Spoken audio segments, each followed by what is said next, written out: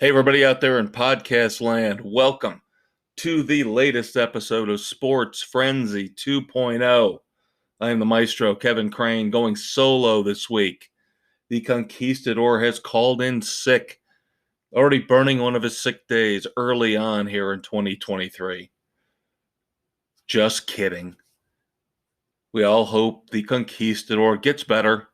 He will be back next week. Now, a lot of the stuff that I would have loved to discuss with him on this episode, not only here but on the weekend edition, I'll have to tiptoe around in some aspects, sometimes in some ways, and other times I will just dive in whether he's here or not. So you're going to get twice the rants, twice the raving, twice the politically incorrect statements from me here for the next hour and a half. So buckle in, kids. It's time to have some fun. Of course, we start off with the NFL.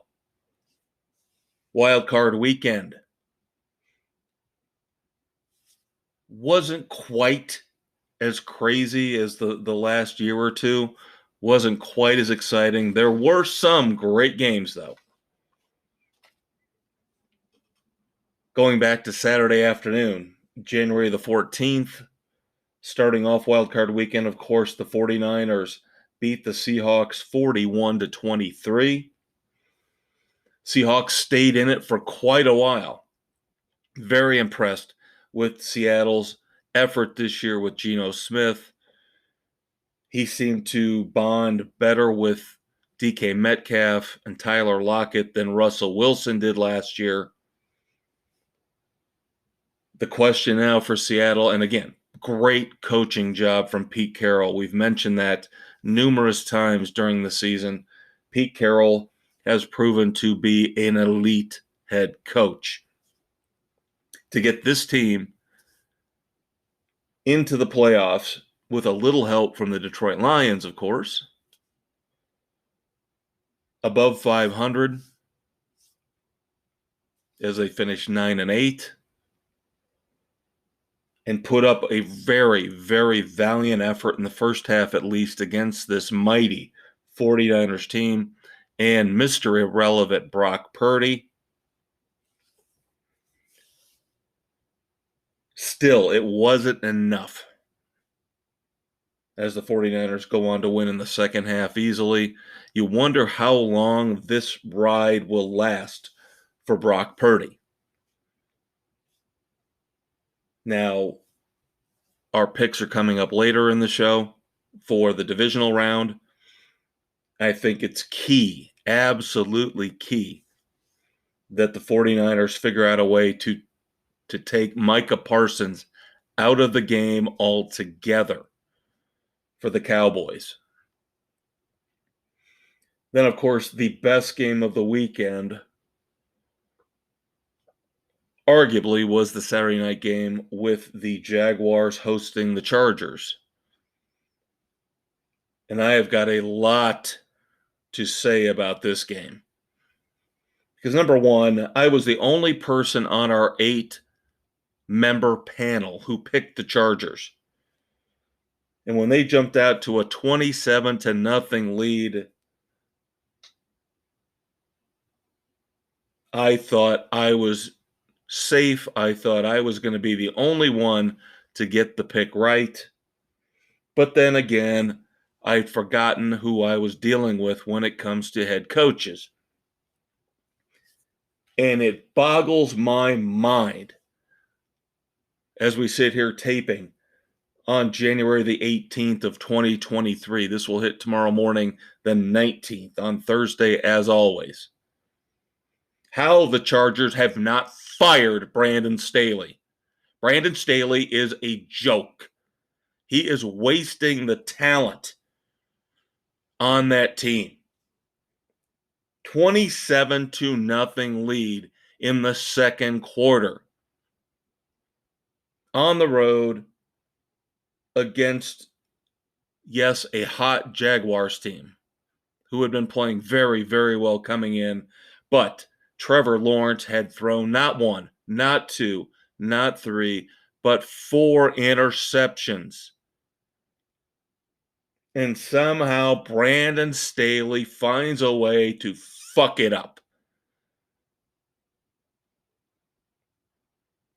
Trevor Lawrence all of a sudden catches fire, throws 4 TD passes.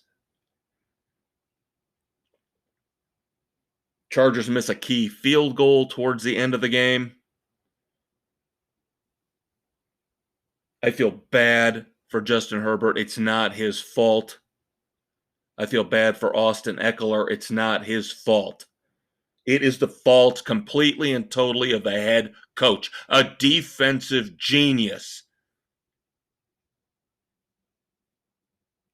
who in a little over 2 quarters let his team get outscored 31-3. Mr. Defensive Genius with Khalil Mack, with Joey Bosa, with Derwin James. And he still couldn't stop the Jaguars in the least.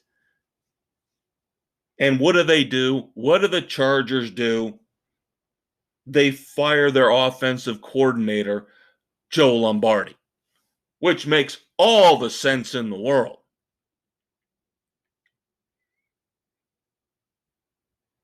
Sean Payton is out there begging for this job. He knows what he would have.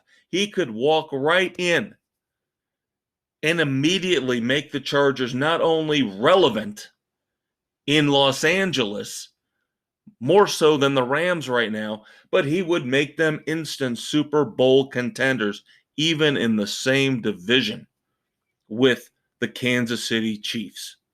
But no, the genius Spanos family once again proves they don't know what they're doing.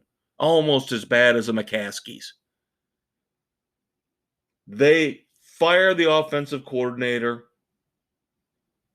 again, basically exonerating their idiot head coach, Brandon Staley, who for 2 years, everybody but the higher-ups in the Chargers organization knows is a joke of a head coach.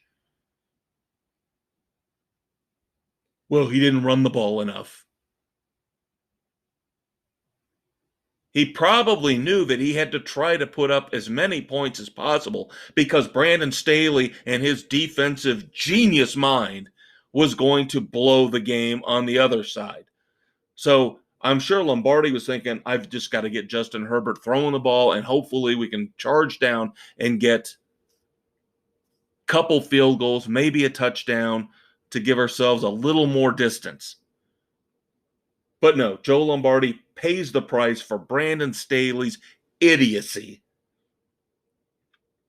And right now, that window for the Chargers is wide open. The team is young enough, but it's not going to be for long. Khalil Mack's getting older. Austin Eckler, some tread on those tires, starting to wear off. Justin Herbert, does he even accept a new contract with this train wreck of a team? Or does he decide to gamble, go into free agency here in a couple years, going for greener pastures? So far, he has been nothing but a class act, even at his age. He has not been petulant like a Zach Wilson. He has been nothing but class. He is trying to become one of the great young quarterbacks in this league. He seems to understand that mantle, that responsibility. But unfortunately, he's stuck with Forrest Gump for a head coach. So the Jaguars pull off the miraculous comeback, third biggest comeback in playoff history. They win 31-30. And as a reward, they get to go into Arrowhead and play the Kansas City Chiefs. First game on Sunday, January the 15th, was ugly. It took forever. It dragged on and on and on. They had to delay the start of the next game. By all accounts, I didn't look at my watch, but by all accounts, this game was over 4 hours. It was like a college game. Skylar Thompson somehow with his coach, Mike McDaniel, secretly vaping on the sidelines. What was he vaping? I've heard rumors he's going to get fined, but I haven't heard anything from the league. We have all heard Mike McDaniel talk throughout the year. Some of his press conferences, some of the odd comments he makes. I'm not putting it out of the realm of possibility that he was smoking some of that same stuff that old Brittany Griner got in trouble for in Russia in his vape pen. And again, this is one of those topics I mentioned earlier where I would love to have the conquistador here to comment on this because this is his team. But the Bills at home, after all the emotion of Damar Hamlin, could only pull off a 3-point victory against the Miami Dolphins, again with their third string quarterback, 34-31. But they advance. That's the important thing. But now the gauntlet for them begins because the next 3 games most likely are going to be unbelievably challenging. So if the Bills are going to break their curse and they are going to finally win a Super Bowl, they will have to earn it. But I have more on that later. The middle game on Sunday the 15th. This one I got right. This one redeemed me for going out on Chargers Island. Now, Doug and Aaron were with me on this, but I was worried I was buying in too much into the WFAN hype. Even though I live in the Midwest, I do listen to New York sports radio because I find it far more entertaining, far better than the garbage that comes out of the score in Chicago. But I was worried. I thought, am I getting biased by what I'm listening to? Am I getting biased by all the talking heads in New York saying how the Giants really have a good shot at winning this game? But then you look and you see the Vikings and all the negatives outside of their record. A negative point differential, despite having double-digit wins. Getting destroyed by quality teams when they did lose during the regular season. Weather wouldn't be a factor, it'd be indoors. I went with the Giants, and I was right. Daniel Jones looked great. Saquon Barkley looked great. Brian Daboll once again proves he's probably coach of the year. Although, like I said, I would give some love to Pete Carroll as well. Maybe the pot smoker down in Miami. Giants win 31-24 in Minneapolis. Can't blame Kirk Cousins on this one. His numbers were pretty solid. His numbers were pretty good. This will go down, unfortunately, as another black mark against him in terms of being able to win a big game when the entire nation is watching.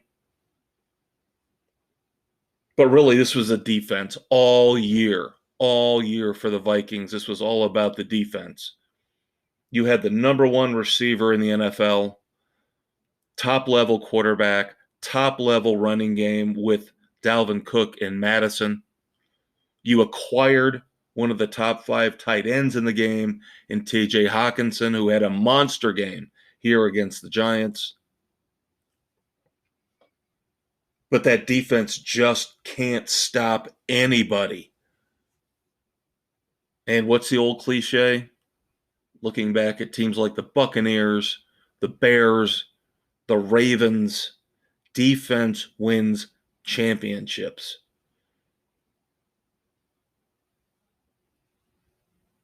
So another disappointing year for the Minnesota Vikings, despite a great regular season. The Sunday night game was the Bengals hosting the Ravens. And of course, this is where the whole mess going back to the Damar Hamlin Monday Night Football situation starts to kick in. Luckily, in the last week of the regular season, week 18, things worked out, so there was no controversy. But again, another interdivisional rematch. The third time this year the Ravens and Bengals have faced off. But again, there is drama behind the scenes. Lamar Jackson does not travel with the team. Lamar Jackson posting his own updates about his injury.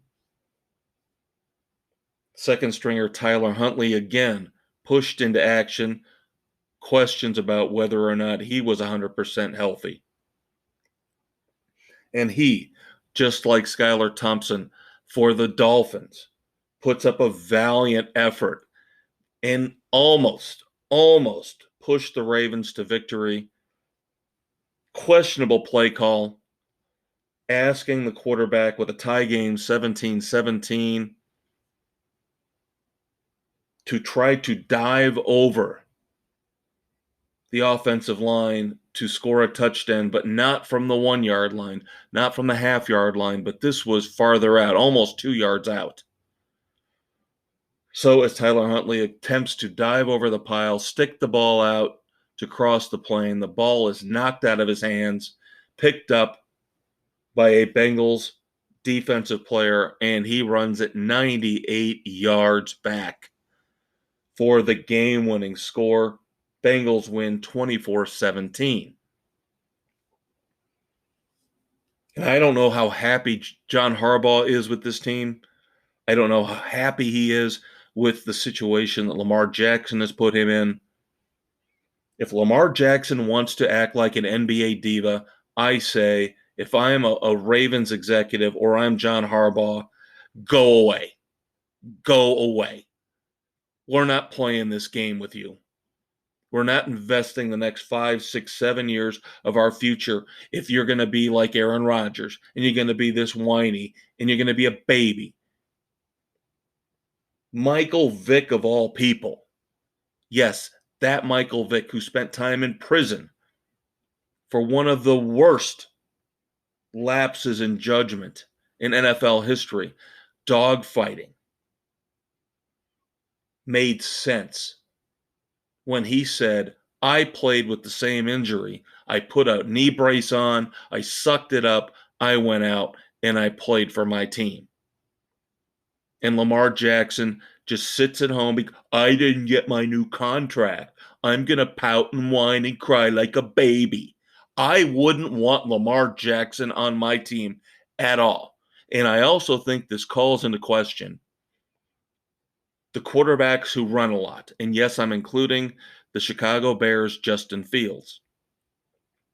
With the injury issues, with the short shelf life they have, and especially if they can't throw. We've seen receivers don't like to play with Lamar Jackson. Marquise Brown left to go to Arizona. Yes, everybody says the locker room loves Lamar Jackson.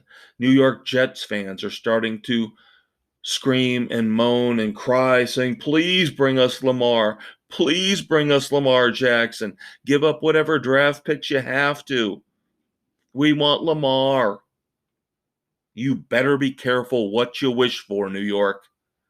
Because I'm telling you, if I was the Ravens, I would definitely trade him in a heartbeat if I could get a 1 and a couple 2s.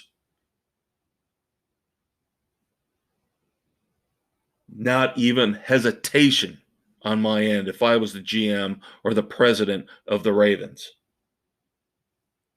And then finally, unfortunately, Monday night, January the 16th, Tom Brady and the Buccaneers play like they've pretty much played the entire year. Dispirited, without a lot of energy. Dallas Cowboys come in after an embarrassing loss to the Commanders, but it didn't cost them anything. They come in and they bully Tampa Bay in Raymond James Stadium, 31-14, the final score. The only negative, of course, for the Cowboys was Brett Maher, who has been a great kicker for them all year, misses 4 extra points. The first kicker ever in NFL history to miss 4 extra points in one game. So now you wonder, is it in his head? He did make his last one, so that probably helps. But do you bring a second kicker onto the roster for the game coming up in San Francisco?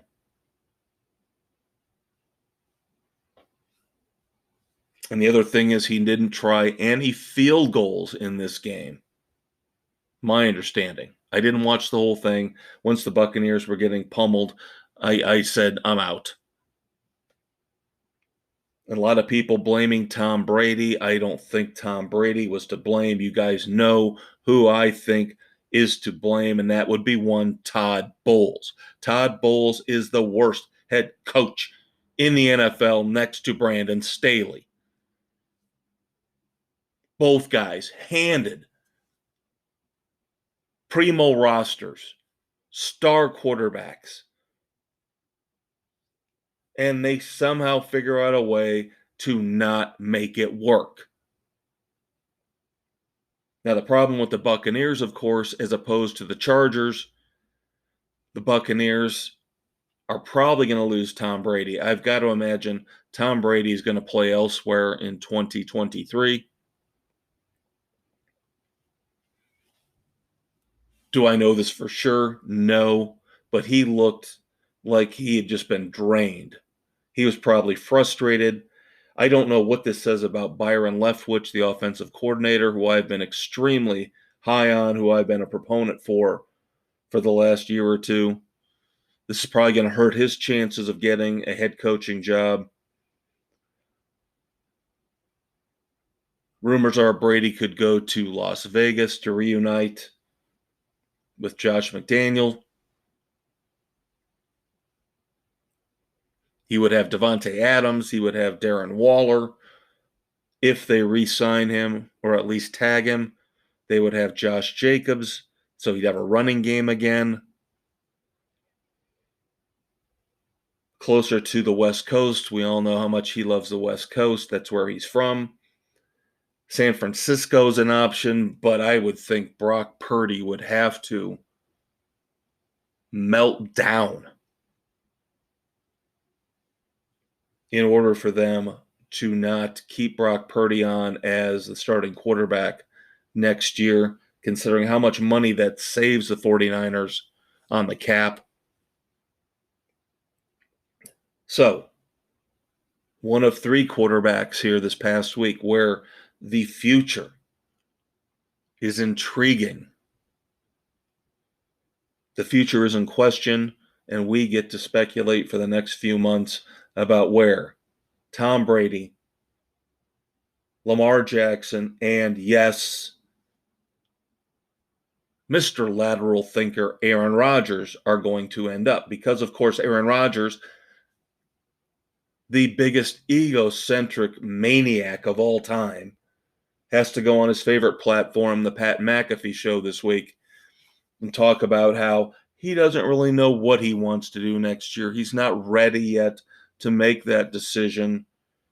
He doesn't want to go through a rebuild. Of course, he signed a 3-year extension with the Packers before the 2022 season. The money on the table is massive.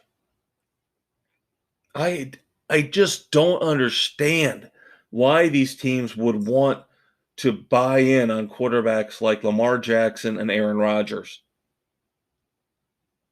Yes, the quarterback is the leader of the team, but my God, there's a limit to it.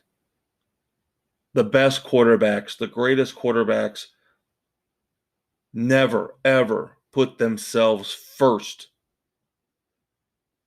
That's what separates Tom Brady from these other two morons, is that Tom Brady's not making it about him. Tom Brady said nothing, did nothing after the Buccaneers' loss to imply anything other than he's mature. Obviously, at 45, he better damn well be. He knows how to be a leader. That's why he's the GOAT. That's why he's got rings that go from one hand to the next. Unlike Lamar Jackson, 0. Unlike the overrated Aaron Rodgers, 1. Tom Brady still gets it, and that's why he will be in demand even going into his 46th year on this earth.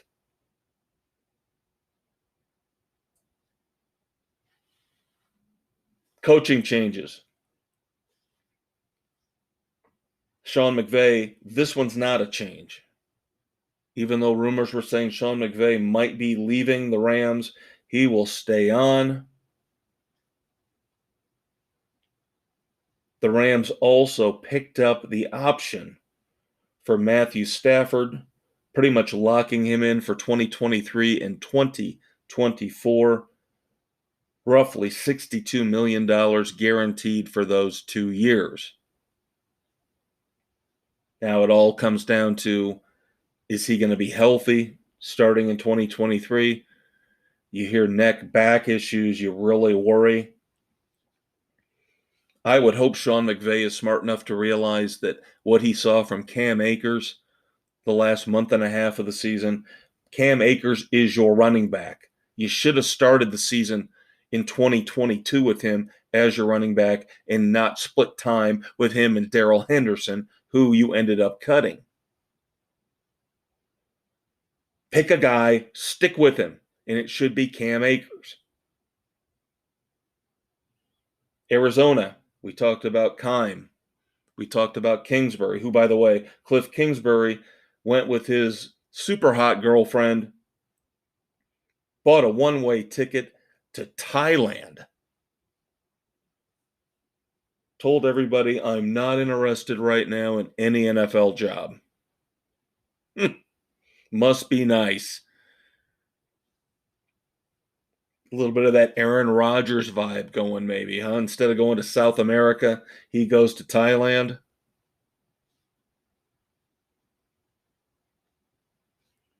But the Cardinals, while they don't have a new head coach lined up yet, do have a new GM replacing Steve Keim. Monty Ossenfort, Titans Director of Player Personnel, will take over as the Cardinals general manager. Good luck with that, because you're stuck with Kyler Murray. Titans also have a new GM. They have gone with San Francisco's Director of Player Personnel, Ran Carthon. Hopefully, he will be able to turn things around in Tennessee. Obviously, the San Francisco 49ers know what they're doing. Hopefully, Ran Carthon has learned from George Lynch.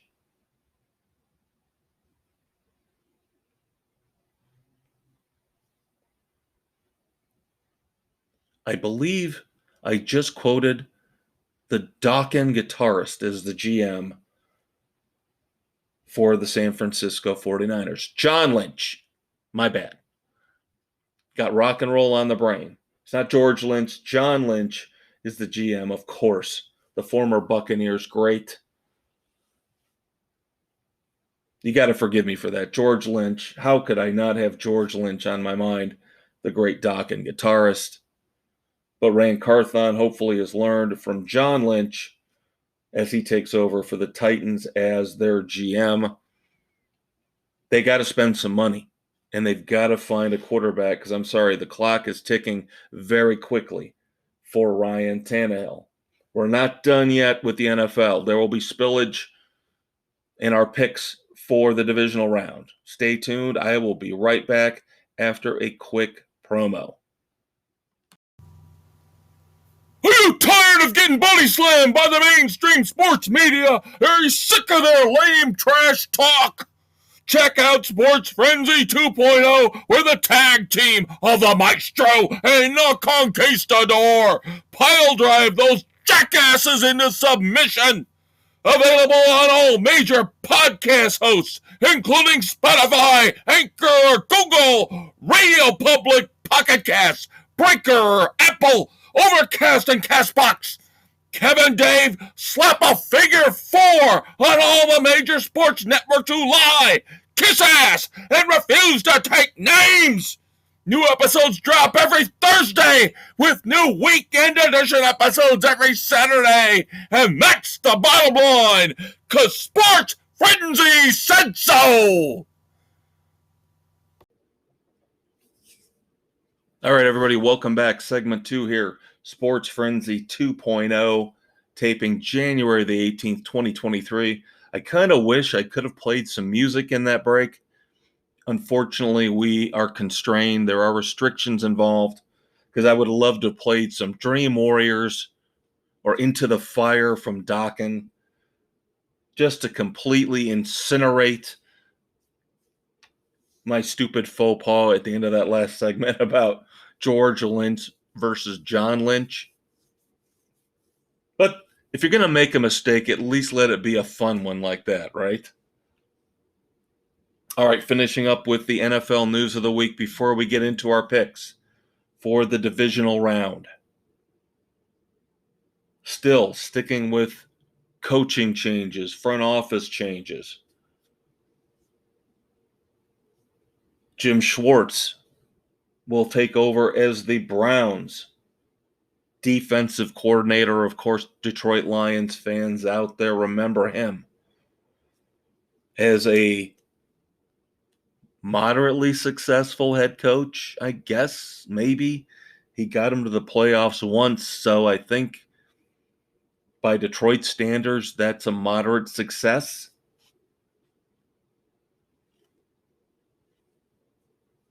And, of course, I saved the best for last, depending on who you talk to, as long as you're not talking to any of the Big Ten athletic directors. Kevin Warren, former Big Ten commissioner, has taken the job as Bears president and CEO. Now, of course, you guys have heard Dave and I rail and rant and fume for years about as long as we get Ted Phillips out, you could put Gumby or Pokey in as the president and we'd be happy. I just mentioned the negative when it comes to Kevin Warren. Was not well liked. The Big Ten did not seem to like him as a whole. Now, some people say it's because of the COVID cancellations that he seemed to be a little too quick to jump into and had to backtrack on.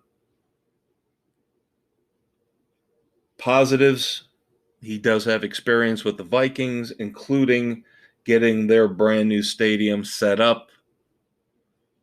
And of course, the Bears are looking to set up their own brand new stadium in the suburbs of Chicago very, very soon. I'm just going to stick with what Dave and I have been saying. No Ted Phillips can't be bad.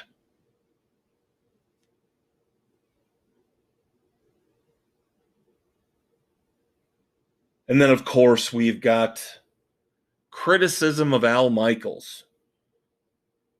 Now, we all know Al Michaels jumped ship from NBC to Amazon to do the Thursday night games for a boat ton of money, working with Kirk Herbstreit. And, of course, I don't have a problem with the Amazon broadcast. I think they're fine. Not the best, definitely not the worst. That would be Jim Nantz and Tony Romo. We'll get to more on Mr. Romo later. But people criticized him because they didn't like the way he called the end of the Jaguars Chargers game. They didn't like the way he called that last second field goal that won it for the Jaguars. I didn't have a problem with it. I've always liked Al Michaels. I know I've heard all the rumors that he's an absolute douchebag behind the scenes. But I think he is one of the top 2 or 3 play-by-play guys, arguably in history, but at least for sure right now. Then, of course, he says all the criticism is just internet compost. And I can't really argue with them because we all know social media is a sewer pit. And I think, and I've heard other people chime in on this as well, I think the problem was who he was paired with. In the past, it's been Chris Collinsworth, or now, as we mentioned with Amazon, Kirk Herbstreit.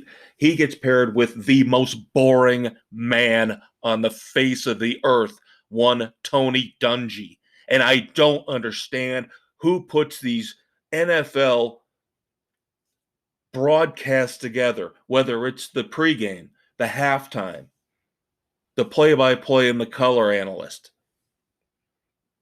Who is the moron that's doing this, that's subjecting us to not only Mr. Boredom, Tony Dungy, but Mr. Plastic, Jason Garrett, Mr. Smoke a Bowl, Chris Sims, and Nepo Baby, Zach Collinsworth.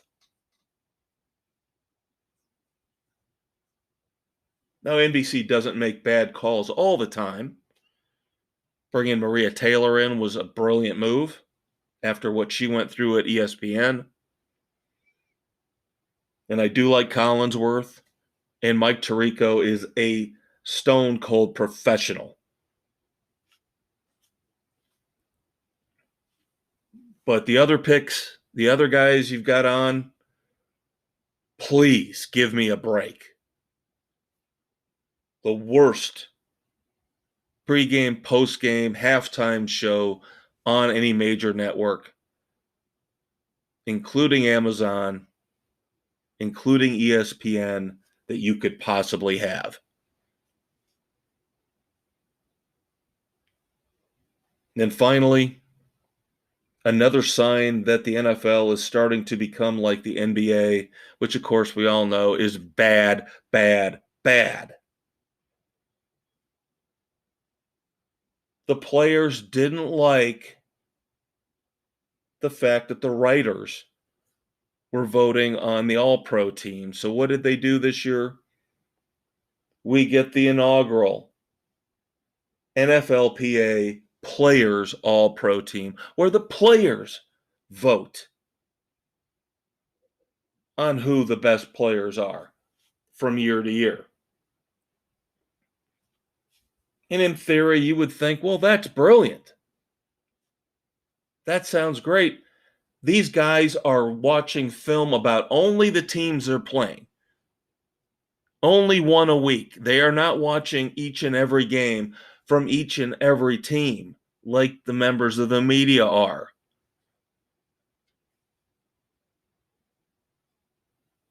But again, the inmates get to run the asylum. So now the Players Association has started to vote on their own All-Pro team.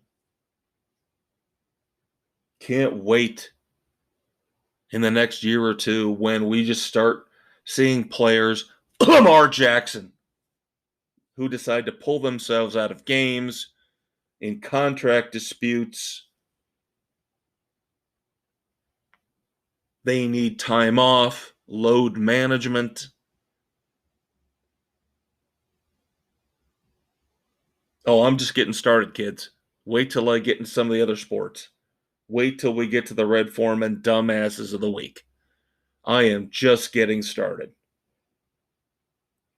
But before we get there, before we get to our picks for divisional round games, I need to take care of business. And of course, Dave's not here. So I need to tell you that obviously you found us somewhere, but you have options.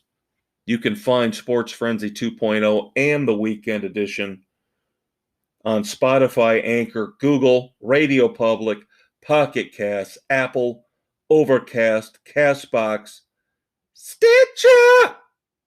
Can't do it the same without Dave. Amazon Music and Audible. And of course, check out our Facebook page for the last few weeks of football picks. And then, of course, in February, starting in with our NASCAR Cup picks. All right, let's turn our attention to college football, even though the season is over. There are a few headlines to discuss.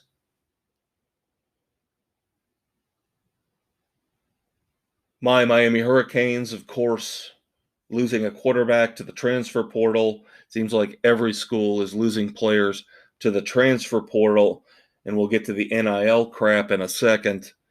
Jake Garcia is leaving Miami. Wasn't overly impressed with him anyway, so I'm not going to shed too many tears over that. There's a mess with the Florida Gators when it comes to NIL deals. Highly touted quarterback recruit Jaden Rashada was promised $13 million in an NIL deal from a group of boosters called the Gator Collective. One problem. They found out they didn't have $13 million to give to one player. So they offered to renegotiate, and now it looks like Jaden Rashada has asked out of his letter of intent. He wants to move on elsewhere.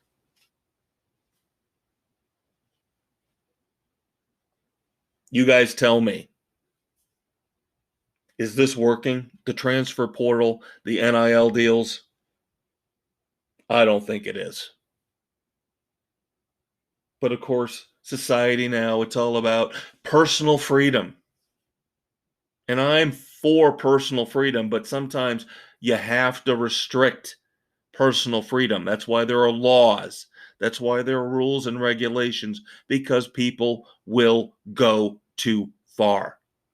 And we're going to get to that point real soon with the transfer portal and the NIL deals.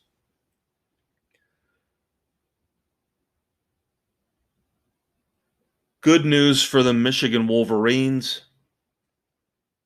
Even though he flirted again with the NFL here over the last few weeks, Jim Harbaugh has committed to returning to the football program as head coach for 2023. Now, the bad news. Co-offensive coordinator Matt Weiss, no relation to Charlie, that big tub of goo. He's been put on leave. The only thing we know at this point, and hopefully we'll have some more information for you next week, is that there are quote-unquote computer access crimes that have been perpetrated on the Michigan campus, and Matt Weiss is directly involved.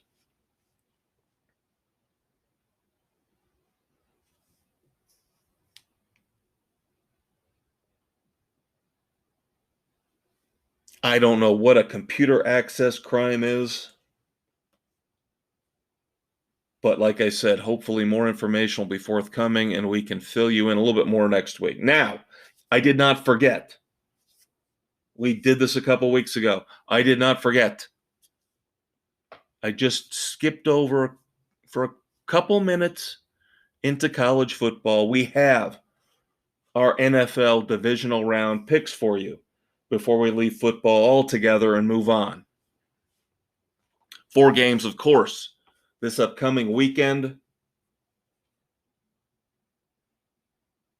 Saturday, January the 21st, 7 of our 8 panelists have their picks in. First game, Jaguars coming off that historic comeback against the Chargers. Now go to Arrowhead to play the Kansas City Chiefs coming off a bye week. Great second year for Trevor Lawrence. Great first year for Doug Peterson as the Jags head coach, fixing almost everything in the mess that Urban Meyer left behind. But as much as I hate the Chiefs, as much as I hate Andy Reid, and I still don't understand how State Farm puts him in their ads after what his child did with basically the Chiefs' inherent consent, drinking on the Kansas City Chiefs campus and destroying the life of a young girl. You will never get me to root for the Kansas City Chiefs in the near future ever again. Ever again. That being said, when it comes to picking the games, 7 of our 8 panelists, as I said, have their picks in. Everybody taking the Kansas City Chiefs.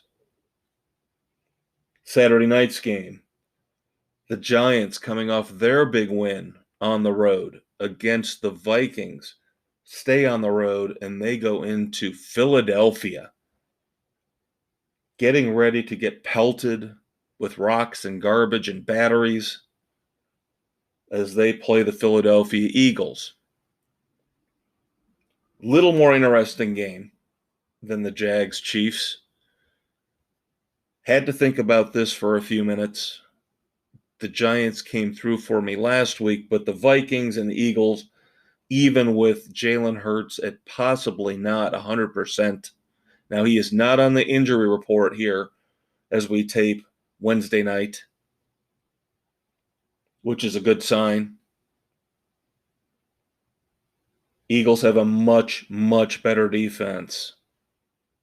One of the all-time best when it comes to sacking the quarterback. Now, Daniel Jones, like Jalen Hurts, very mobile, so we're going to see a completely different opponent for the Giants than the statue that is Kirk Cousins and the Vikings and their porous defense.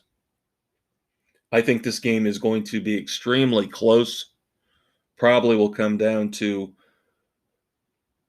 3 to 6 points at the end. Point spread right now is 7.5. I would probably take the Giants and the points if I was a betting man, but straight up, as we pick here on Sports Frenzy 2.0, we do the money line. Everybody but Sam, the elder statesman, taking the Eagles. Sam is going with the Giants to win the game. Moving on to Sunday, January the 22nd, the big one. We knew it was coming after what happened on Monday Night Football a few weeks back. This time, it's not in Cincinnati, it's in Buffalo. The Bengals go to the Northeast to play the Bills in Buffalo. I still don't understand why this isn't a neutral site game. The logic does not apply. The logic does not fit. I have heard commentators trying to explain this, yelling and screaming, saying, you don't understand. No, you don't understand. If you were going to say that the Bills and the Chiefs in the AFC Championship has to be a neutral site game because the Chiefs played one more game, then why is it just because the Bills and the Bengals played the same number of games, one less than everybody else in the NFL, and they were supposed to play each other, and the Bengals were winning the game? Why is it that this game doesn't get played at a neutral site? You can't use that logic one way and not the other. And I defy any talking head out there on sports radio to explain it to me otherwise, because every time I hear somebody trying to explain it to me, It doesn't make any sense. It's half-ass logic. It's using your argument to work one way, but then ignoring it the other way. This should be a neutral site game. For that reason, I think the NFL wants the Buffalo Bills to win the whole thing. Yes, conspiracy theory. The Maestro wants to put this out there. The Bills' decades long run of misery will end this year because the NFL, after the Damar Hamlin situation, wants it to be so because it'll be a great story. This is step number one. This game should be neutral site, and it's not, and it's a travesty. Even though I think the Bengals are the better team, this should be a neutral site game, and if it was, I would take the Bengals, but because it's in Buffalo, and again, because I think the NFL will make every effort to get the Bills into the AFC Championship and beyond, I'm taking the Buffalo Bills. Dave is with me, Bill is with me, and Nick is with me. Sam and Doug and Aaron are going with Cincinnati. Then finally, Sunday evening, the Cowboys go into Santa Clara to play the 49ers. Yes, I know the Cowboys looked impressive against the Buccaneers. Big deal. Everybody looks impressive against the Buccaneers. They won the NFC South with a record of 8-9, but we've already talked about that. This 49ers team is a whole different animal. I think Dak Prescott is going to get forced into throwing picks again. I think Brock Purdy's legend will at least continue for one more week. I don't think he has to throw for 300 yards and 3 touchdowns. He just has to make sure he doesn't make the big mistake. Everybody except for Sam taking the San Francisco 49ers. The elder statesman is taking the Dallas Cowboys. So there you go, kids. You thought I forgot, but I didn't. Came back around after talking about college football. There are your picks for the divisional round coming up this weekend in the NFL playoffs. All right, let's move on to baseball. Couple things to talk about. We still got some of the lower level, second tier free agent signing.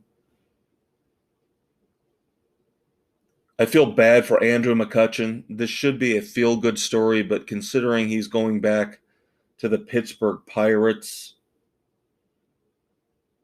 I can't say that. I know that's where he came up. That's where he was an MVP. He's obviously now playing just for the love of the game because he knows he's not going to win playing for Pittsburgh. The Mets lost out on Carlos Correa, but they bring in Tommy Pham on a 1-year, $6 million deal. The Boston Red Sox bring in Adam Duvall on a 1-year, $7 million deal. And the Cubs found another guy that they could sign and trade after 4 months. Sorry, just the Cubs cynic in me. But I just have a feeling that Hosmer, Bellinger, and now Trey Mancini will all get dealt by the trade deadline. Trey Mancini signs a 2-year deal with the Cubs, but of course it's got the ever popular player opt-out after 1 year. God, please tell me Marcus Stroman's going to opt out after this year. I just hated that signing. Once Jason Hayward's numbers come off the books after 2023, and unfortunately we'll probably end up with no Kyle Hendricks, and they trade Bellinger, the Cubs will open up a crap ton more space under the luxury tax threshold for 2024. And that's even counting the signings of Jamison Tyon and, of course, Dansby Swanson. Of course, again, Dave's not here. I have to mention with the White Sox real quick. Had a down year last year, but of course, one of their best pitching prospects in a long time, Lucas Giolito, avoids arbitration. He signs for $10.4 million for 2023. Now going back to the Cubs real quick, I get to talk more about the Cubs since Dave's not here to give me the evil eye, the stink eye. Great news for Cubs fans, even though I'm still very cynical after the last few years of what the Ricketts are doing.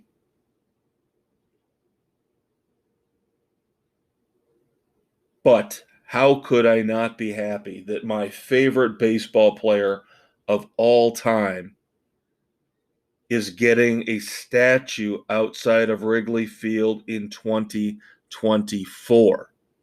Yes, Ryne Sandberg is getting a statue outside the friendly confines next season, 2024. And the Cubs also announced the 2023 Hall of Fame class. They have their own Hall of Fame now in the refurbished, revamped Wrigley Field. Hey, if the Yankees can do it, why can't the Cubs? Mark Grace is a member of the 2023 Cubs Hall of Fame class, and I don't know how I feel about this one, but I get it. Mark Grace was a no-brainer. Shawan Dunston will also be included in the 2023 Hall of Fame class for the Chicago Cubs.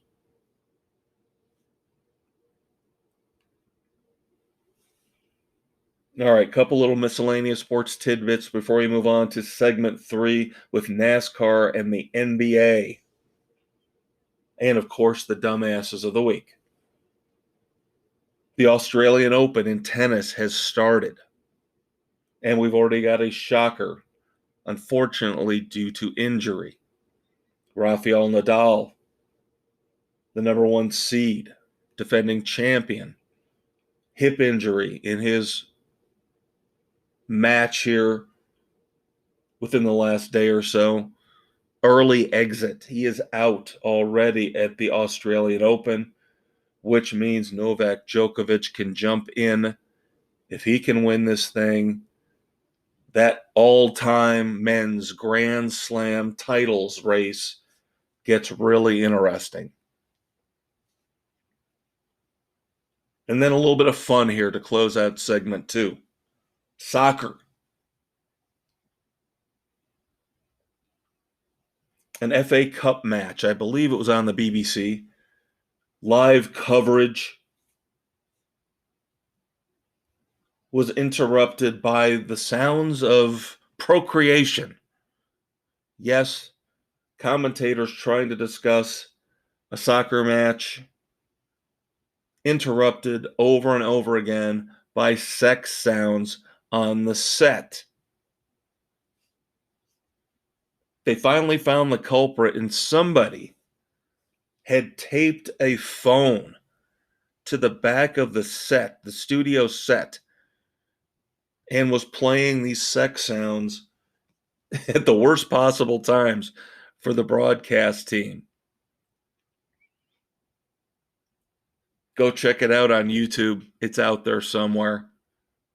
Very funny stuff. Very clever. I'm sorry. I don't usually like to point out borderline criminals or criminal activity, but there's a picture out there of the phone that was taped to the back of the set. This is a very, very clever bit of sabotage, if we want to call it that, on this soccer coverage. All right, kids, that's going to do it for segment 2. One segment left. Couple Clint Eastwood badasses of the week. Couple Red Foreman dumbasses of the week. Some moments of silence. And as I mentioned, basketball news and racing news coming up. I will be right back. This episode of Sports Frenzy 2.0 is brought to you by the Bills Mafia Marital Aid Company, because when you are down and out, we'll bring you back up and in the game. Sports Frenzy 2.0 on Spotify, Anchor, Google, Radio Public, Pocket Cast, Breaker, Apple, Overcast, Castbox, and Stitcher. Hey, everybody, welcome back to segment 3, Sports Frenzy 2.0, January the 18th, 2023. I am the Maestro, flying solo this week. Dave hopefully will be back next week. Got to talk NASCAR. Lots and lots of NASCAR news. Big news. Kevin Harvick. We knew this was coming, but it's still the shock of the actual announcement. Kevin Harvick retiring after the upcoming Cup season 2023. Rumors are he will go into the Fox booth with Mike Joy and Clint Bowyer. Travis Pastrana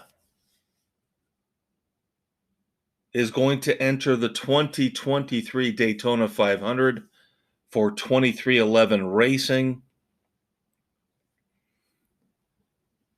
Of course, if you don't know who Travis Pastrana is, he is a daredevil of sorts,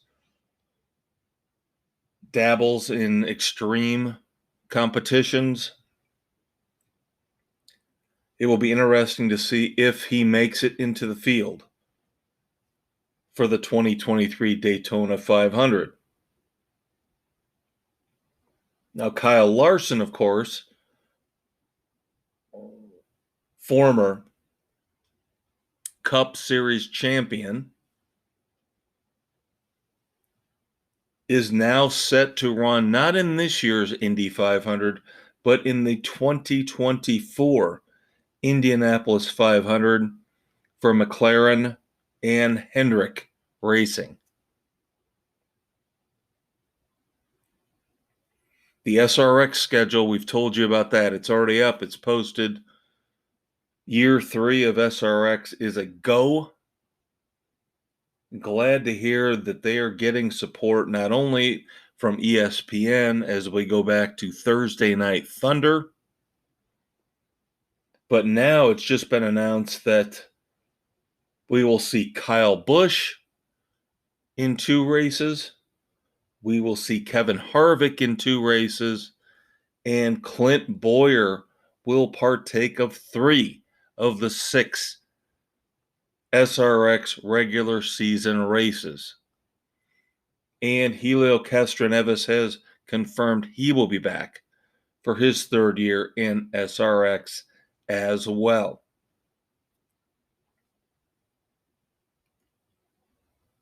Now, you guys know, Dave and I have talked about the fact that we're old school. He is really old school.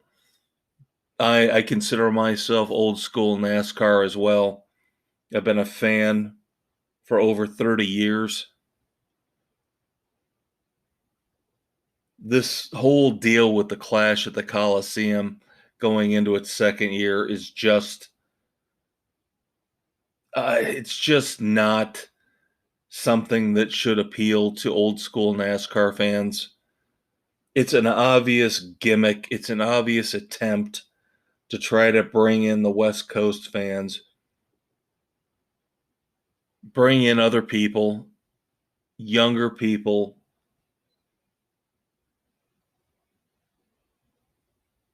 Wiz Khalifa will be the quote-unquote race break performer at the Busch Light Clash at the Coliseum coming up in February.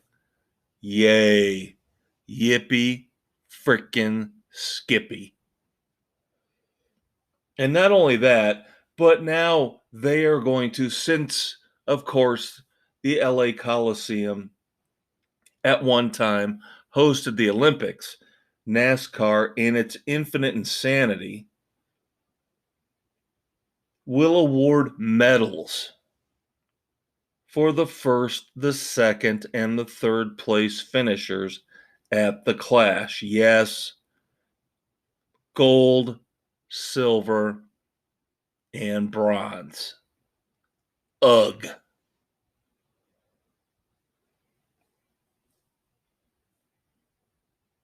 In other racing news, you guys remember Malcolm in the Middle? Pretty cool show on Fox way, way back. Going back at least a decade and a half. Well, Malcolm, of course, the middle child in the family, Frankie Muniz, the actor, is going to race full time in 2023 in the ARCA series. Did not know this about him. He has been a fanatical racing fan for years and years and years. So Malcolm is going to be in the middle of some racing wrecks here in the 2023 season in the ARCA series. Now we know NASCAR has the Chicago Street Course scheduled for this year, the inaugural street course race in the Windy City. Now, Chicagoland Speedway has been pretty much inactive since the Cup Series pulled its race out of Chicagoland Speedway back on June the 30th of 2019. That was the last race the Cup Series had at Chicagoland Speedway, but it will reopen for a race in the Super Motocross World Championship.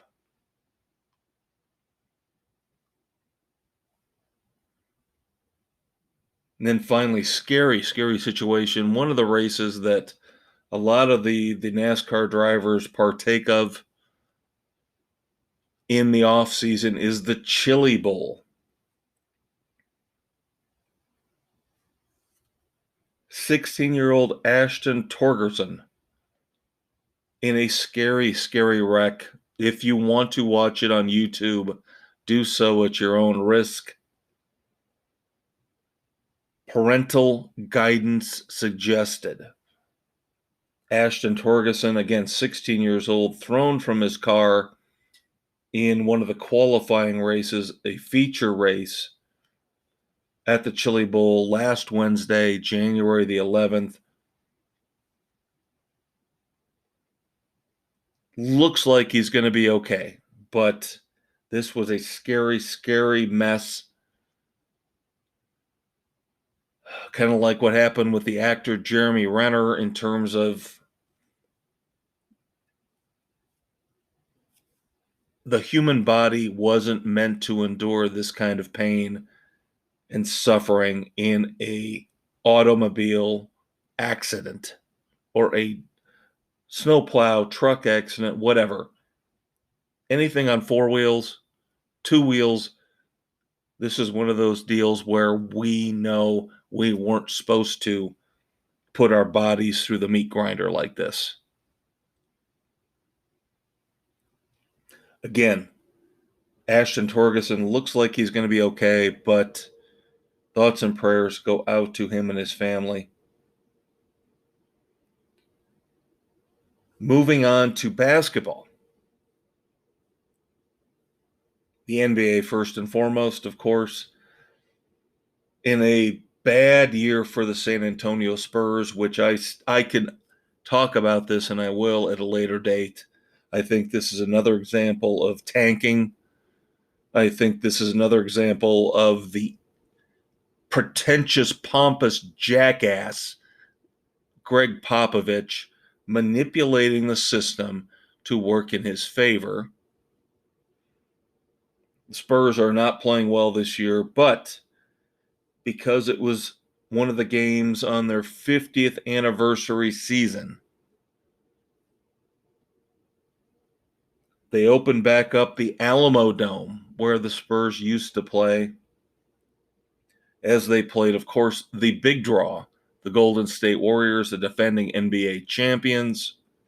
Here this past week or so, they set a new regular season NBA attendance record. This is mind-boggling to me. 68,323 people at the Alamo Dome to see a regular season game. Yes, between the Golden State Warriors, the defending NBA champs, but the lowly San Antonio Spurs. 68,000 plus. And maybe this is a lesson to the other sports leagues out there. If you give one city, if you give one municipality a team, maybe it's Portland for baseball, although that'd be 2 for them. San Antonio has one team out of the 4 big sports. Orlando's one that comes to mind. Of course, I love the Magic.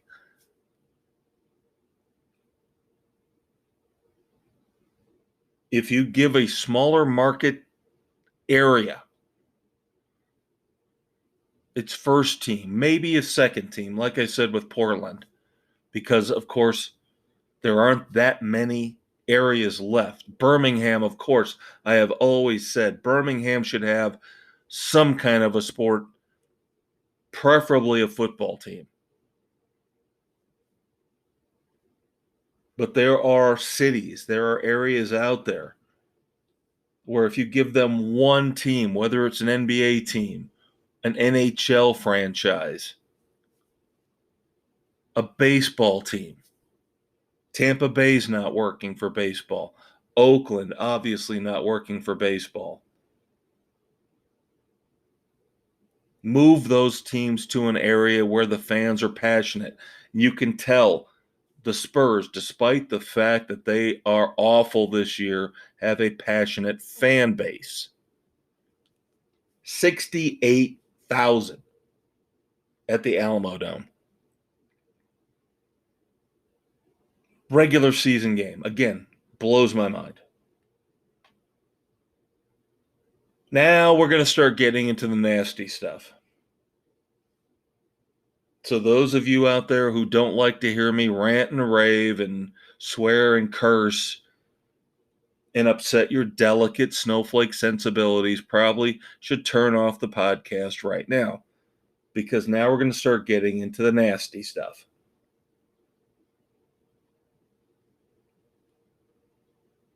No longer in the NBA, but he was a competent, decent player when he was in the NBA. Enes Kanter, who of course changed his name to Enes Kanter Freedom because he loved this country so much. And he has been ranting and raving. Yes, just like me. Ranting and raving about injustice across the globe. He has gone toe-to-toe with LeBron James about his silence when it regards his dealings with China and Nike. And of course, his parents come from Turkey, and he has not been quiet about the injustices, the atrocities that have been committed by the Turkish government. Now, because simply talking about these things, simply going out there in a public forum and discussing the negative, terrible, awful things Turkey does, the government of Turkey has put a $500,000 bounty on the head of Enes Kanter. They want him captured and returned to Turkey to stand trial. Is this the world we really want to live in? Is this how bad it's gotten? Or somebody who wants to speak their mind? We seem to always promote free speech when it fits a certain narrative. But why is it that Enes Kanter freedom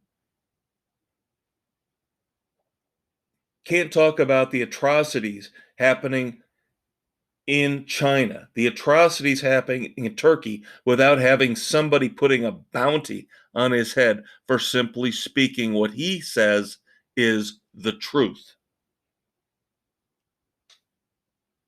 Again, another example of a world I don't want to live in.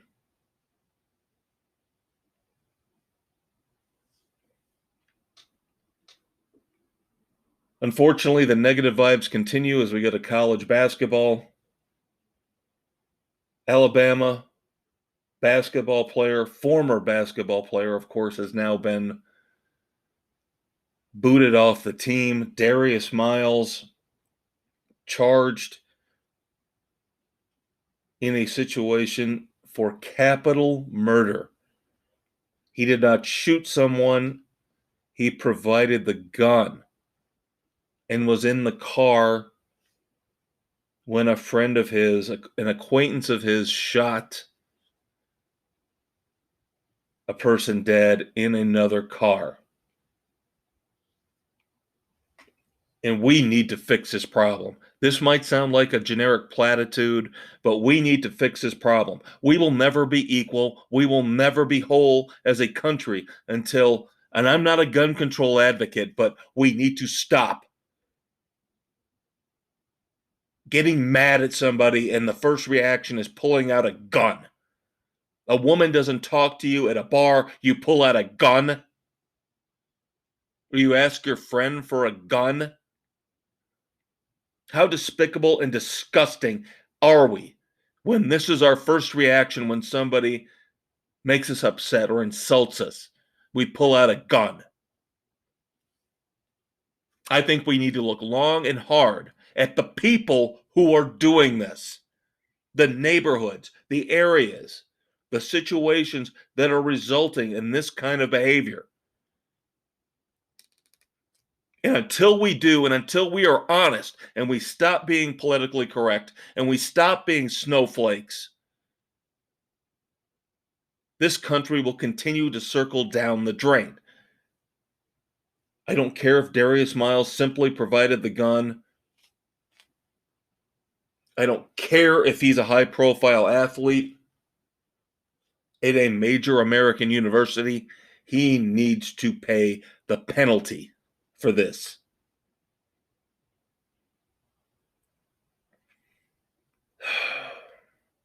Other basketball news, of course, the two teams we follow.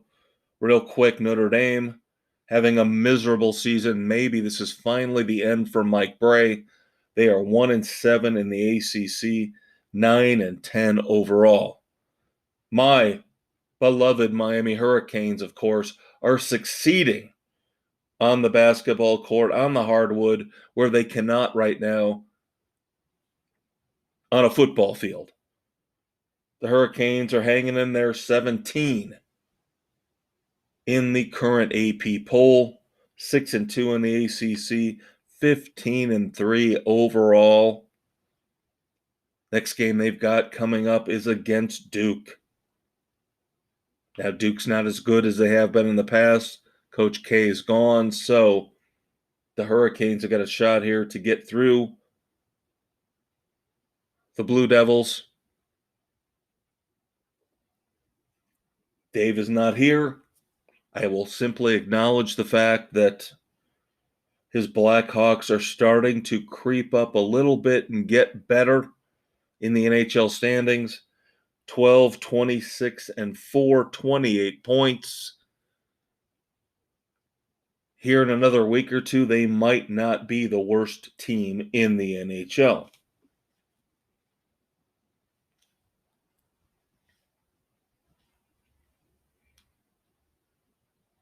All right, before we get to our moments of silence, Dave and I a few weeks ago started the Clint Eastwood Badass of the Week award because we wanted to try to offset all the negativity in the world. So I have two Clint Eastwood Badasses of the Week for you. One, fairly obvious. The other one, you will not like me for, but I don't care. Number one, Clint Eastwood Badass of the Week. People up in the Northeast might know him as Merry Christmas Jay. Jay Withy, of course, when Buffalo, that area got smacked with a heavy, heavy, monstrous snowstorm here over the last month or so. Had to break into a school to get a bunch of people, stranded motorists, older people, into some kind of shelter, warmth, food, bathrooms. Left a note at the end. It said, Merry Christmas, Jay. So the Clint Eastwood Badasses of the Week, number one, are the Buffalo Bills, because the Buffalo Bills gave Jay Withy 2 Super Bowl tickets because of his actions saving all those stranded motorists. And good for the Bills. The goodwill for the Bills continues. Dare I say, snowballs. My conspiracy theory notwithstanding, good for the Buffalo Bills and good for Jay Withy. Number one, Clint Eastwood Badass of the Week. Number two, this is the one that's going to cause a lot of people problems. I am calling out as a badass the Flyers, the Philadelphia Flyers, Ivan Provorov. Because it is about time we told corporations, whether it's where you work, whether it's where I work, whether it's the NFL, the NHL, Major League Baseball, you don't get to tell me how to think and how to feel. Ivan Provorov is getting called homophobic for not participating here in the last few days in his team's Pride Night activities. Rainbow tape on the sticks in pregame warmups. Now, Provorov said it was against his religion, Russian Orthodox. That might be true. But here's my problem with the NHL and organizations like the NHL, and why I am glad Ivan Provorov stood up. You don't get to tell me how to think and how to feel. Now, if I work for an LGBTQ plus corporation, then I get what I deserve. But if I have a normal job at a truck rental company or a fast food company, who the hell are you to tell me or Provorov or anybody else that I have to promote a political agenda, a social agenda, because you want me to? And that goes for BLM, any right wing nut job cause, any left wing nut job cause. You don't have the goddamn right to tell me what I can wear, what I have to wear to support your particular cause. That is not American. That is not constitutional. That violates my right to free speech and my freedoms. And I'm tired of us letting this all slide. So good for Ivan Provorov. Good for him standing up. He is not a homophobe. He is simply saying, I don't believe in this. This is not something that I live. This is not a lifestyle I condone. And we should all be allowed to feel that way without being ostracized.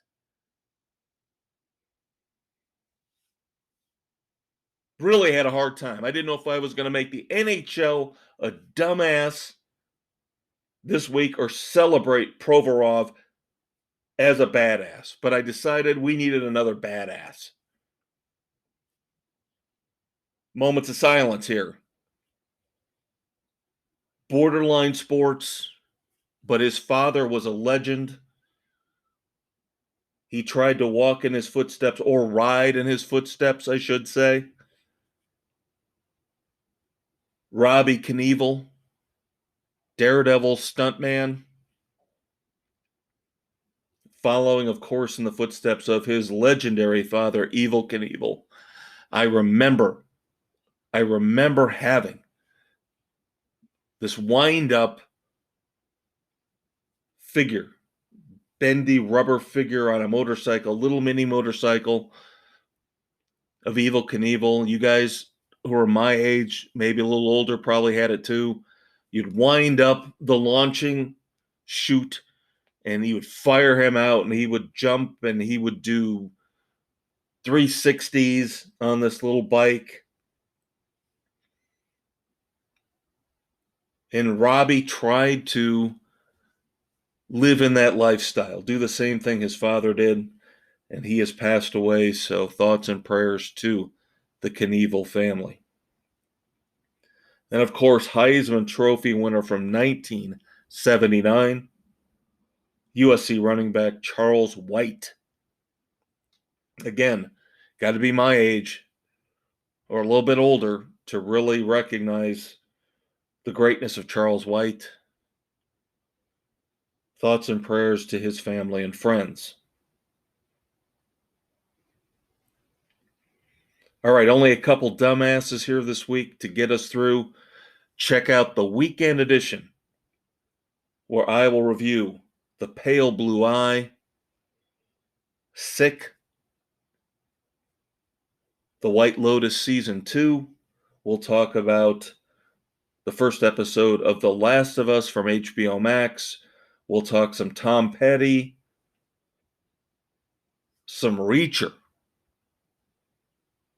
the new Jack Reacher book, and follow up on the death of Jeff Beck. Number one, dumbass of the week. Watching last weekend's wild card game between the Seattle Seahawks and the San Francisco 49ers. Of course, it could only happen in San Francisco, in Santa Clara, in California. Fans are cheering, crowds going wild, and a shot. The cameraman pans over to the first row in a lower deck, obviously really expensive, really good seats, and there is a woman there with a massive dog cradled in her arms, jumping up and down. Yes, a dog. And I don't think she was blind. This was probably one of those issues of a support dog. Where is PETA when you need them?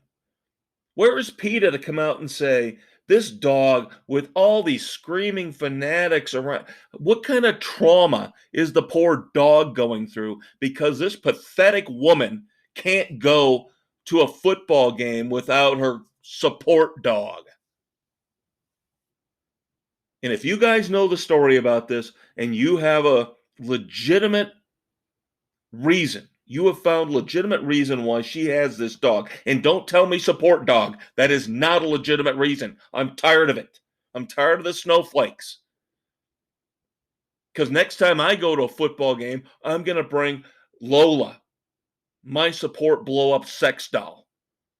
And nobody can tell me I can't, because if this woman in Santa Clara can bring her support dog, why can't I bring my blow-up sex doll? Or my support zebra? The answer is it's all insanity. We shouldn't be able to do it, period. Because we're a bunch of wussy snowflakes.